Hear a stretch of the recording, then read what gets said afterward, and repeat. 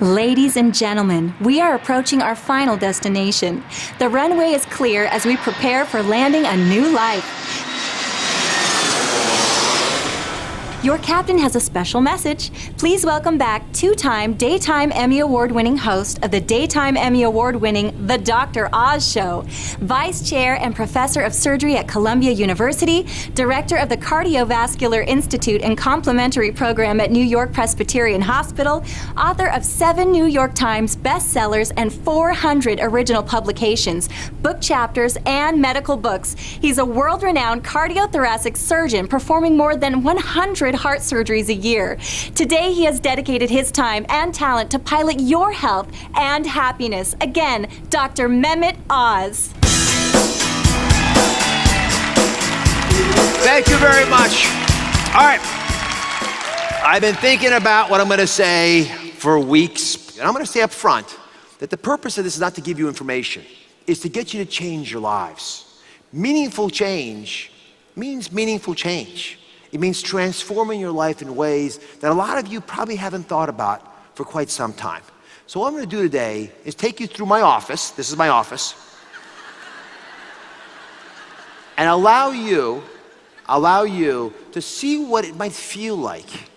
What it might feel like if you took your health in a different direction. This is what's happening in America. We're pushing as hard as we can on that door to health, and it's not opening.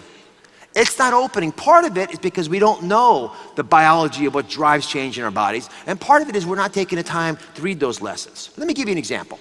This is what a healthy human lung looks like. You see how it's pink and wide and looks spectacular like that? You can see how fluffy it is, how airy it is. It looks like clouds. This is what a smoker's lung looks like.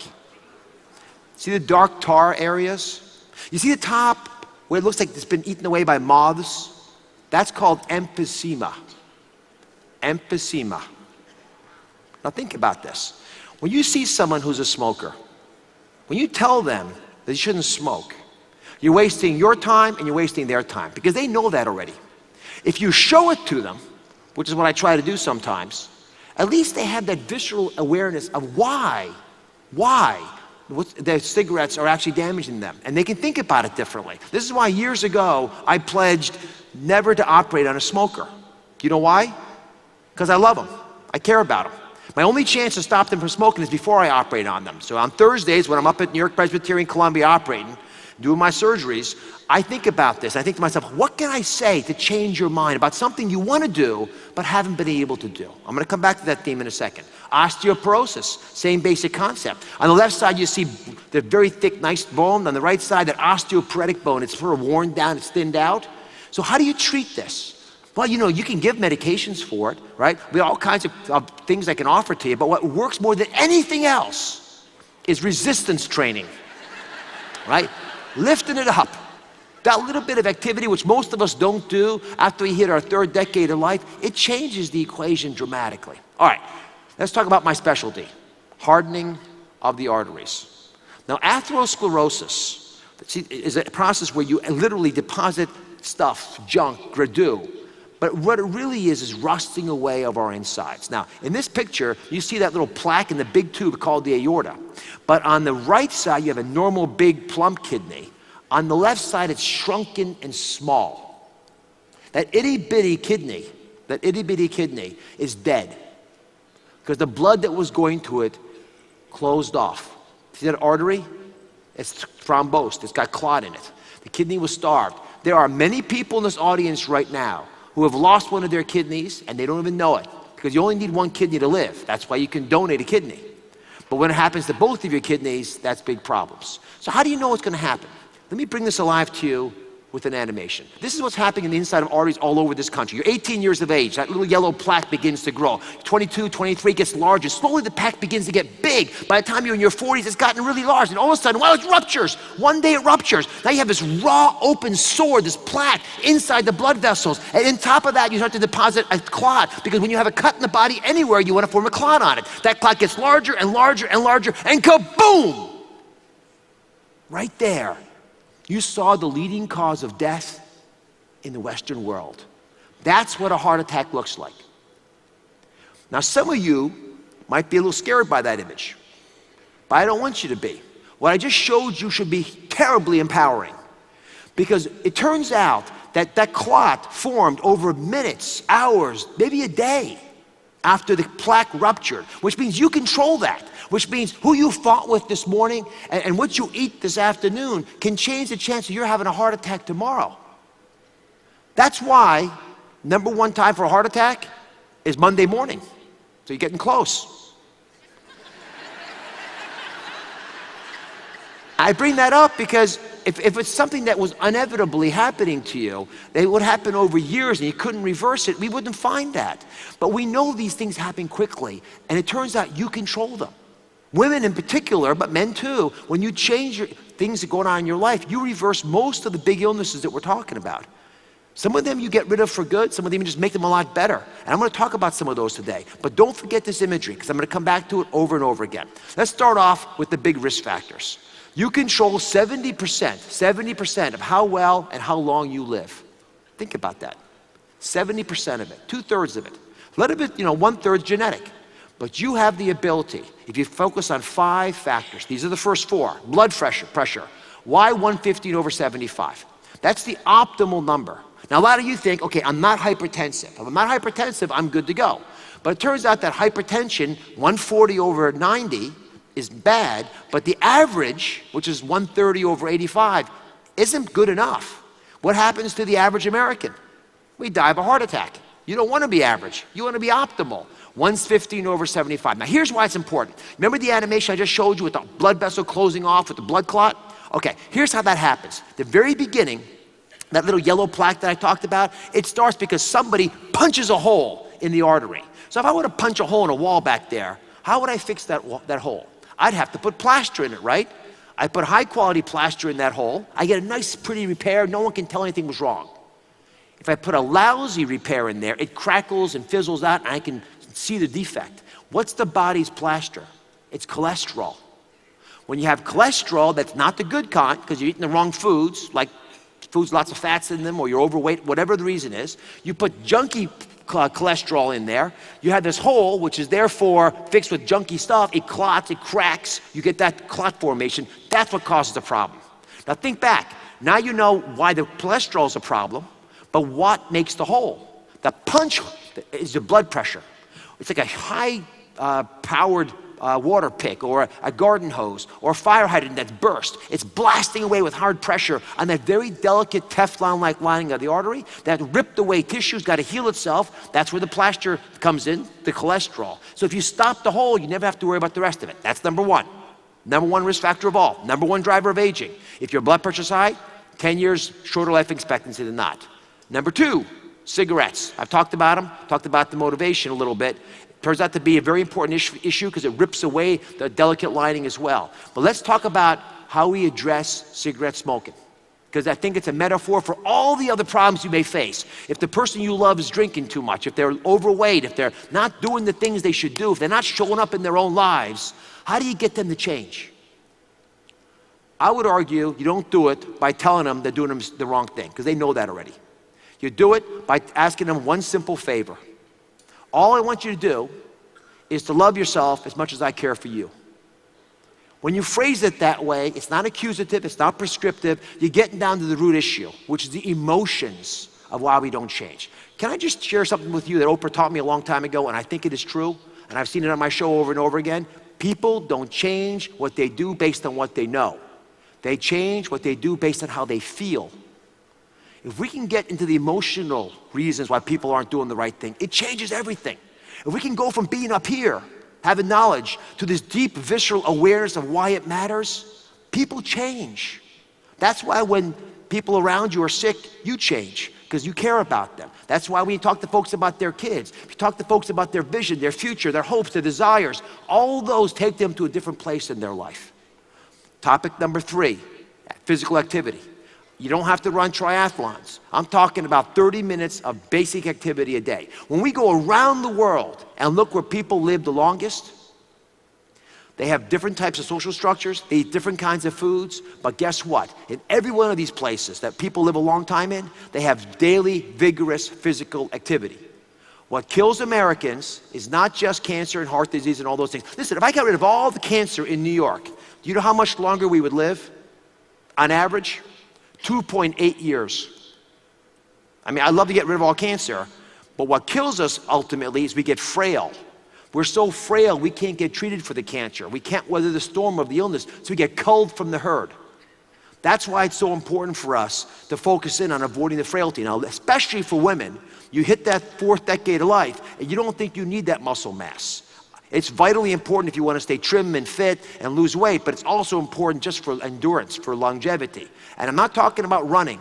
I'm talking about doing activities with your muscles that build a little bit more of them, the kind of things you've been hearing about today.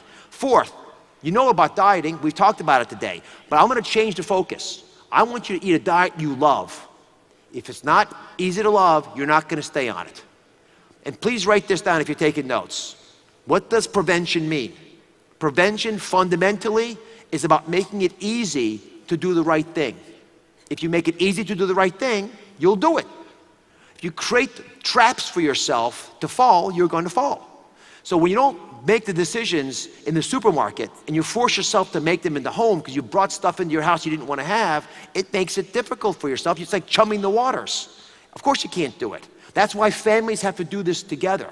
That's why we invest so much effort into healthcare, why it's so vitally important to us. Now, the 5th topic is one that all of us desire. And it's not on here for a reason because I'm going to show you how to do it. It's about stress, but it's not about getting rid of stress. It's about having a new insight about how to cope with it. So I'm going to ask you to do me a favor. Just sit right there, put your hands to your side. I want you to put your right hand on your belly. We can put the house lights up a tiny bit, all right? And I want you to take a deep breath. I want you all to do it. Take a deep breath. All right, and then let go. All right. Almost everybody that I can see did it wrong. When you take a deep breath, you've got to understand the anatomy of what I'm talking about. So I'm going to play something for you. It's a little video, and then we're going to take that deep breath again. So pay attention to this. This isn't a video of what your body wants to do. You can put the video on. There we are. So if you look at what's going on, we take a deep breath. That orange muscle, the diaphragm, it comes down as you inhale, so your belly goes out. As you exhale, belly comes in, diaphragm up, pushes the lung out of the way. Muscle comes down, belly comes out, you inhale. It's the opposite of what most of you do. This belly breathing is so fundamentally important to how we cope with stress that I'm going to take 1 minute and just go over it with you again. Okay? And it's all about this video. Remember, exhale, stomach out, the diaphragm down. Okay, sit back again, right hand on your belly. The other right hand. There you are, good. All right, now, take a deep breath in. On 4, I'm going to ask you to push your belly button out. I'm going to go to 8, and you're going to exhale and relax the belly button and take it back towards the spine. Ready? 1, inhale. 2, push your right hand out. 3, 4, feel a little aching above your hand.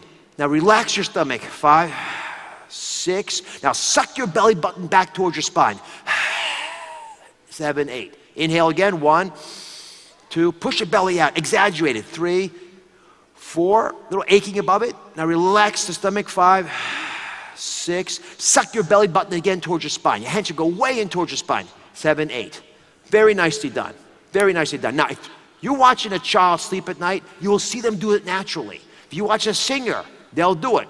A professional athlete before a shot, they'll do it. It happens instinctively when you have to do it or someone teaches you.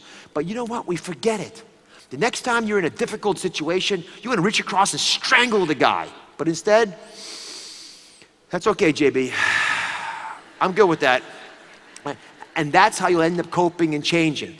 And it's a subtle little thing, but I found it hugely effective in my own life. I'll tell you, before the shows I do it, when I'm in the operating room, when I'm having a difficult stitch to put on a heart that's beating and there's blood loss that I don't want to see, deep breath, focus, and do it. Hugely effective. It is the foundation of so many different religious and spiritual practices, foundation of yoga. Think about it. It's a simple little takeaway from today's activities. All right, now let's get back into change. Let me drive this point home with a very concrete example.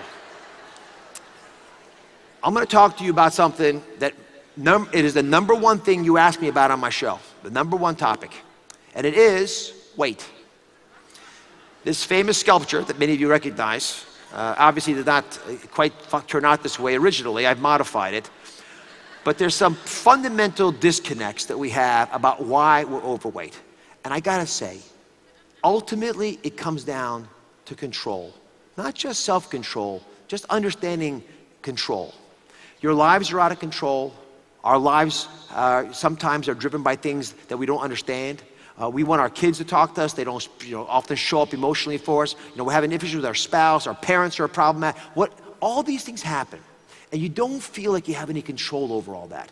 So you turn to the one thing that you do have control over, the fork at the end of your arm. And you use it, right? And we do it over and over and over again.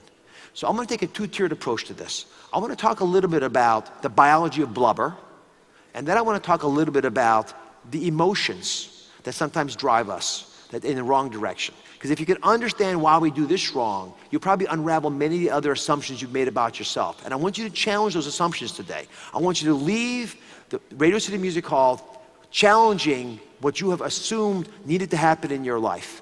By altering that a little bit, you're going to nudge yourself in the right direction. Okay, step number one, the biology of blubber. We tested all kinds of people. Are you ready? I guess. From all different places. Pennsylvania, California, North Carolina. And all walks of life. Come on up. I'm Bob Green. Right, Jared. You're having your test done today, Yes. so... I was supposed to have it done for a while because I drink a lot of water. I'm always thirsty. You can never cure the thirst. 37-year-old Jared had never been tested for diabetes before. This is Jared. Hey Jared, how are you? Good. You know, when they call the doctor over, that's not good news. While that runs, I'm going to tell you that number's supposed to be under 6. The amount of sugar that's traveling around in your blood cells needs to be under that number. That's what it should be for all of us. Your number is 12.8. Wow. 12.8 worries me a lot. That's more than twice what's tolerable. Yeah. That's what I do about it. What do I do about it? He asked the all-important question, what do I do about it? Think about this. He was urinating all the time. He was thirsty all the time. He felt tired. Those are the classic things you'll think about with diabetes.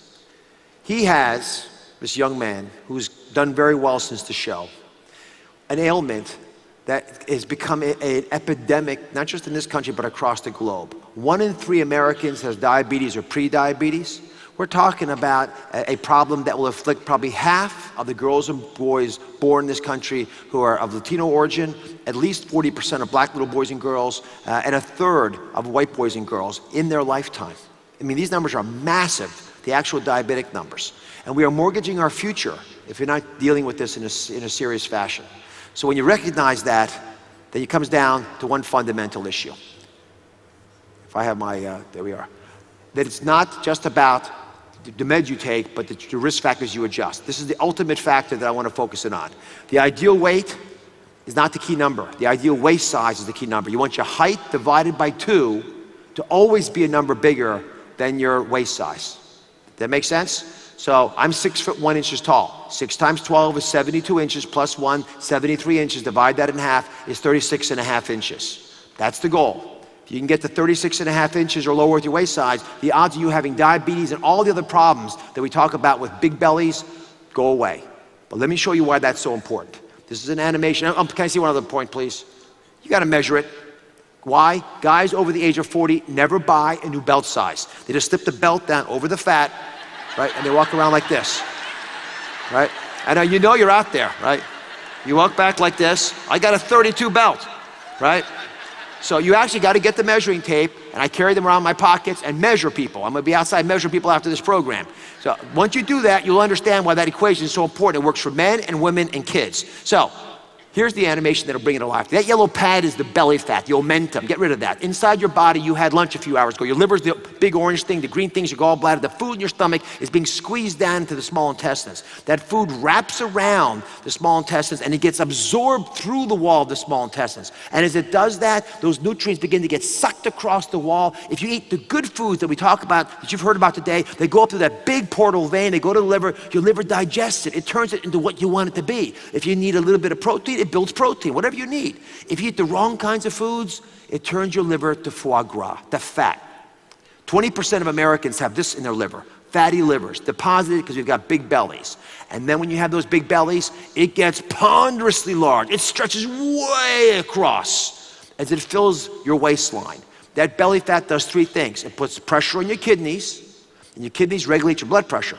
So when you have a big belly, it drives up that high blood pressure number that I spoke of earlier. Number two, it poisons the liver, like I just showed, and it forces the liver to make more of that toxic, lousy LDL cholesterol. And thirdly, it blocks the ability of insulin to work, so you get diabetes, the problem Jared had in that video. Belly fat alone does that. So, what do you do about it? I'm gonna give you two tips. Two tips and then one little philosophical point and we're out of here. Tip number one, there's something called the ileal brake. It actually slows down the movement of food through your intestines, and by stopping it down, the food doesn't go any further. But you gotta turn it on, and fiber turns it on. Dr. Oz spoke about this. This is why fiber is so important as part of your life, and you just do the math right now. If you're not getting 25 grams of fiber, which is twice what you normally get, you're losing an opportunity to take advantage of the biology of blubber. Next up, just follow my little rule on this. Try it out for a week. 30-minute rule with nuts. I keep nuts in my pocket next to the tape measure. The nuts in my office, in my pocket, the studio, wherever I may be. Half an hour before a meal, I throw a handful in my mouth. Why do I do that? It takes 30 minutes for the hormones governing hunger to go away. Well, guess what? In 30 minutes, you've had 3 meals. Well, like if you're like me, certainly I do. So what I want you to do is 30 minutes ahead of time, get those nuts in your mouth and turn off that chemistry. Turn off the stomach's desire to overeat. So when you sit down for the meal, you eat what you're supposed to eat, not what your brain and your body are forcing you to eat. That's how people who are thin stay thin.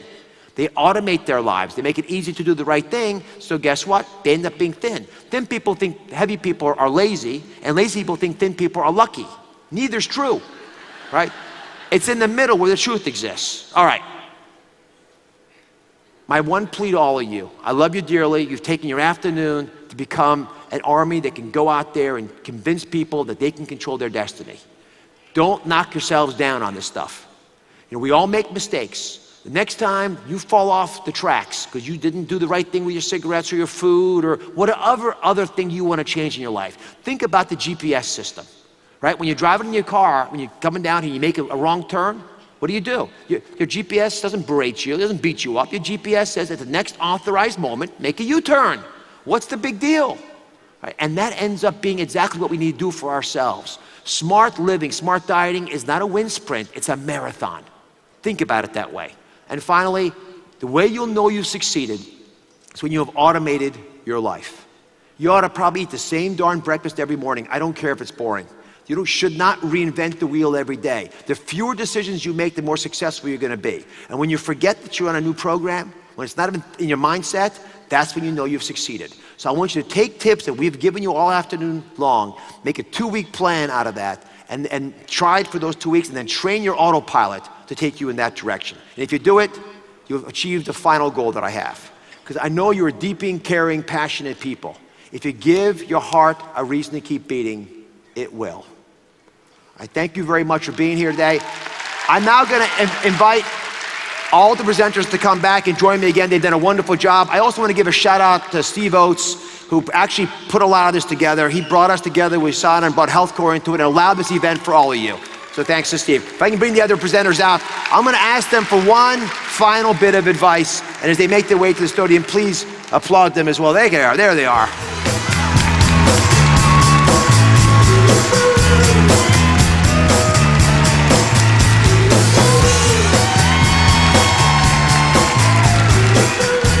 All right, it is rare to have a brain trust like this on one stage. I'm indebted to all of you. I truly want to acknowledge how spectacular it has been to rate notes myself, and I know many of you as well. So I've asked each of them to come back and visit us, except for Bill Shatner, who's still coughing backstage. I've asked them to come back with their final advice. You know, it's what you know the most about, what you care the most about, what are you most passionate about that we want you to understand. It's our final little note. These I want you to take home with you tonight. Dr. Bruce. So one thing I want everybody to remember is that nobody out there has a broken sleeper, okay? Everybody can and will be able to have a good night's sleep, because remember, everything you do better with a good night's sleep. Okay, so I'm sure you're all very excited and you're going to run out of the building and tell everybody about your experience here and change the way you live and eat differently and sleep differently and get rid of all the bad things in your house today. What I'm concerned about is what you're going to do tomorrow and next week, and how you're going to carry today's enthusiasm and energy and passion into the rest of your lives. So my advice for you today would be to pick one thing that you think could really be powerful, and next Saturday, write it down, make sure you remember it, and start it, and remember it every Saturday for the rest of the year, because this is something that needs to be sustained. Dr. O. I just want you to know that you are worth it. No matter what anyone has ever said to you, what the past has been, what you perceive the future to be, you are worth it. You are worth the effort that you put into yourself for your life. And the process of living healthy is just that. It is a process, one in which you'll be involved for the rest of your life. It's not how you start out, it's how you end up.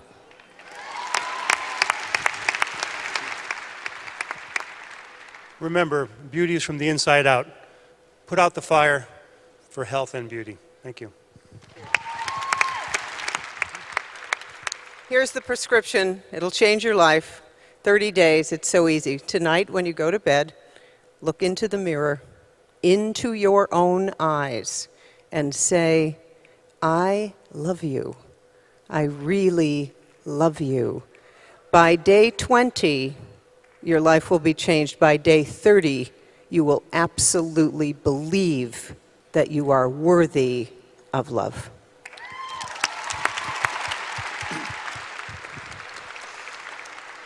I just want to let you all know that you cannot depend on the government regulations or the manufacturers to protect you. Ignorance is not an excuse. With the internet, with the information out there, it's your responsibility to educate yourself and empower yourself so you can make the best decisions for yourself and your family.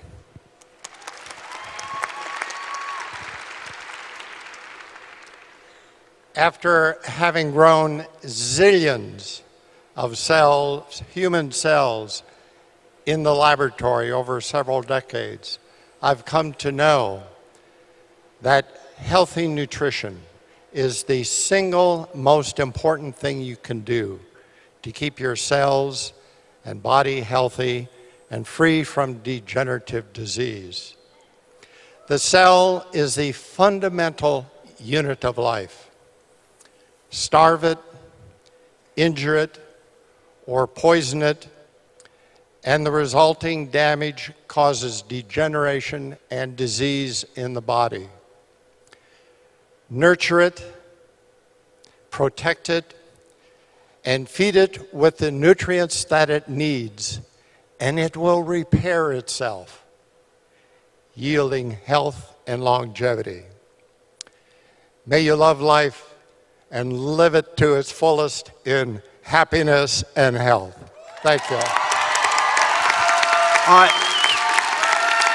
So I'm going to do one little exercise here.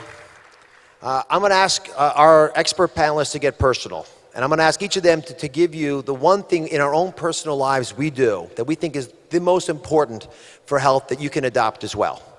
So I'm going to start off, and then we'll go back down this line.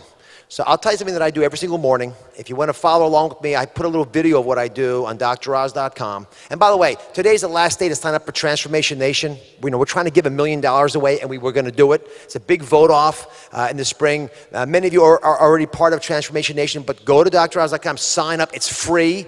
We've got a wonderful summary of a lot of things we've talked about today, and we're going to give away $1 million in May, so be part of the party. At worst, you'll be healthier for trying. But in the meantime, on that same location, I have a 7-minute video of a little exercise I do every single morning when I get up. I want you to think about it. It's 7 minutes long because, frankly, even I have problems in the morning just getting out of my bed and getting going. And so I get up and I think to myself, you know what? If I can just do this activity, by the time I start, I'm almost done. That's why it's got to be short. So quick, you can't make any excuse to get out of it. And frankly, you got to challenge yourself with one big assumption. Please have a seat for 1 second. I want you to challenge yourself to think to yourself, is your life so disorganized you can't carve out 7 minutes? because I bet you'll have to answer that you can always make 7 minutes. It's basically a little bit of yoga, a little football, calisthenics, simple stuff. You won't get too out of breath. You do it any pace you want to do, and I think it'll change your life, because at the rest of the day, when everyone else is slumping around like this, you're going to know that you already did your little workout. And that 7 minutes is all you have to do to just crack the code for getting physical activity. Okay, Dr. Bruce. I would say the one thing that I do is I do not use the snooze button on my alarm. Actually, I haven't used an alarm clock in over 20 years because I wake up because I go to bed at the right time. So the thing I could recommend to everybody out there is if you use the snooze, don't. The one thing that I've done since I was 15, and I won't tell you how long that makes it, is to eat a plant-based diet. I've been a vegetarian for a very long time.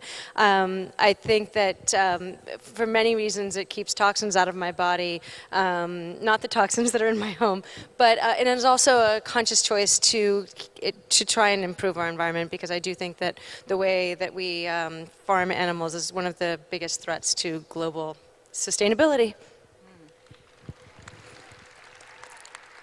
The one thing I do every morning is I pray and meditate. In fact, I do it twice a day actively, because my intention is to be in touch and be led by my spirit rather than my ego.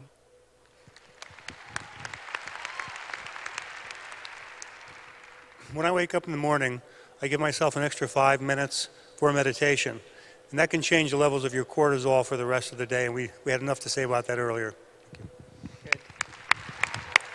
When I wake up in the morning, I remember my dreams, I write them down, and then I open the funnel over my head to divine love, a form of meditation, bring that into my head and my thymus and throughout my entire body, and I'm connected for the rest of the day.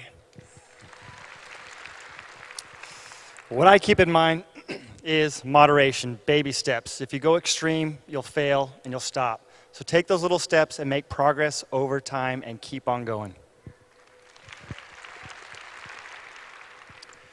Of the hundreds of things that we put in the book that I would advise you on, let me pick one of the simplest things, simple things for you to do to protect your body.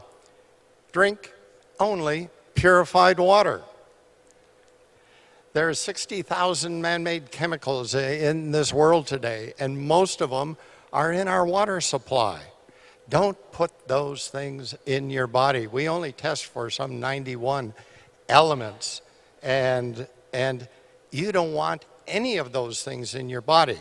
And we know we need to drink lots of water. The more water we drink, if it's polluted, is having us accumulate more toxics in our body. Purify your water. Drink just distilled water, or easiest yet, reverse osmosis treated water. Do it today. Do it tomorrow. Get set up to do it. Put it under your sink, a small unit under your sink, or you can RO your whole home, but only drink and cook with purified water. Your body will be thankful for it. Thank you very much. I want to thank the Wentzes for helping to underwrite the entire day, and all my wonderful colleagues for joining us to talk a little bit about the things that I think will hopefully change the way you think about your own bodies. I want to especially thank them for being my co-pilots today, and the wonderful team at USANA for helping organize the creative brilliance behind this program. I'd like to invite Step and Richie to come out and join us. Step Stewart, wonderful dancing, and Richie, who kept everyone hopping, does all the warm-ups for our show. I hope you've enjoyed this trip. But remember, this is only the first leg of our world. It's only the first leg of our world when we talk about this wellness tour that we're going on. Your vacation from an unhealthy life doesn't have to be a problem. You can make it a permanent change towards where you want to be. I want to thank you very much for making this Health and Happiness Summit a destination you can go to, stay at, and enjoy for the rest of your life. I'm going to ask you one favor. I want you to call 3 people that you care about when you go home today and tell them the most important thing you learned today. Will you all do that? All right. I love you all dearly. Good night.